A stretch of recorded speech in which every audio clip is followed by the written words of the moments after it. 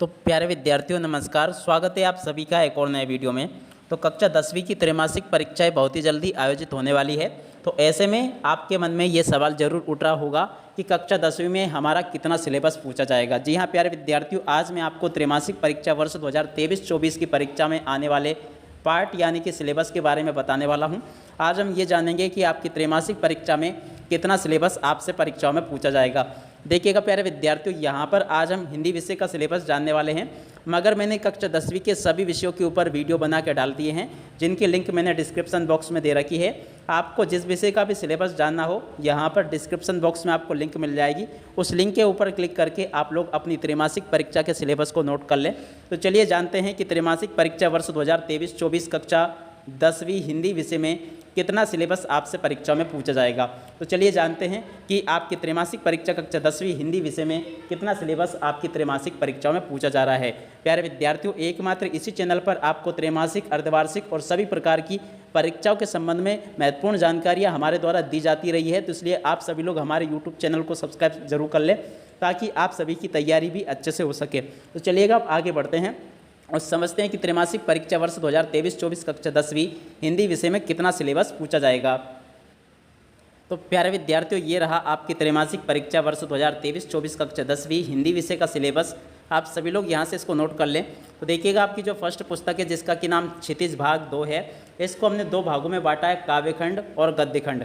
सबसे पहले अगर हम काव्यखंड की बात करें तो देखिएगा यहाँ पर काव्यखंड में कौन कौन सी चीज़ें आपसे परीक्षा में पूछी जा रही है, आप लोग यहाँ से इसको देख लीजिएगा। काव्यखंड में एक तो ये वाला पार्ट जिसका कि नाम है सूरदास, इसको आप लोग अच्छे से याद कर लेंगे। और उसके अलावा देखिएगा दूसरा पार्ट है राम लक्ष्मण परशुराम संवाद, इसके आप लोग क्वेश्चन आंसर भी याद कर लें। और इसके अलावा इसमें से आपसे संदर्भ प्रसंग सहित व्याख्या भी पूछी जाएगी, तो आप लोग इस टॉपिक को और याद कर लें।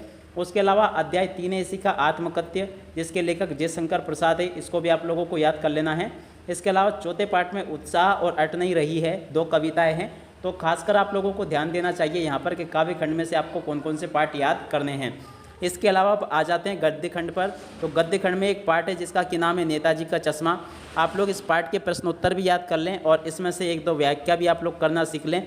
इसके अलावा नेताजी के चश्मा पाठ के लेखक जो स्वयं प्रकाश जी है, इनका जीवन परिचय भी आप लोग याद कर लें। और इधर अगर देखा जाए तो सूरदास और तुलसीदास का कवि परिचय भी आप लोग याद कर लें, ये आपसे परीक्षा में पूछे जाएंगे। अब इसके बाद में बाल गोविंद भगत जो पार्ट है, इसको भी आप लोग याद कर लें, इसके क्वेश्चन आंसर। और लखनवी अंदाज, इसके भी आप लोग क्वेश्चन आंसर याद कर लें। चलिए अब आगे बढ़ते हैं। तो आपकी जो दूसरी पुस्तक है जिसका कि नाम है कृतिका, कृतिका में से एक ये पार्ट आपको याद करना है जिसका कि नाम है माता का आंचल। और इसके अलावा दूसरा पार्ट आपको याद करना है साना साना हाथ जोड़ी। तो इन दोनों ही पार्ट के प्रश्नोत्तर आप लोग अच्छे से याद कर लेंगे। अब बात करते हैं व्याकरण की। तो देखिएगा व्याकरण में आपको क्या क्या चीज़ें याद करनी होगी। एक तो पद्य साहित्य का इतिहास और इसका काल विभाजन, गद्य की विधाएँ जैसे कि नाटक, कहानी, एकांकी, इनमें अंतर भी पूछे जाएंगे। और इसके अलावा अलंकार, काव्य की परिभाषा एवं भेद, रस पूछे जाएंगे, संधि पूछी जाएगी, समास पूछे जाएंगे। इसके अलावा छंद पूछे जाएंगे, अनुच्छेद लेखन आएगा, कवि परिचय आएगा, लेखक परिचय आएगा और विज्ञापन लेखन। इसके अलावा पत्र लेखन में आवेदन पत्र लिखना आप लोग सीख लें, खासकर आप लोग स्थानांतरण प्रमाण पत्र का आवेदन पत्र सीख लें। और इसके अलावा निबंध लेखन भी आप लोग सीख लें। तो देखिएगा प्यारे विद्यार्थियों, यहाँ पर मैंने आप सभी को त्रैमासिक परीक्षा वर्ष 2023-24 कक्षा 10वीं का आपका हिंदी विषय का पूरा सिलेबस बता दिया है। अब इसी के साथ में इस वीडियो को यहीं पर समाप्त करते हैं। नमस्कार, जय हिंद, जय भारत।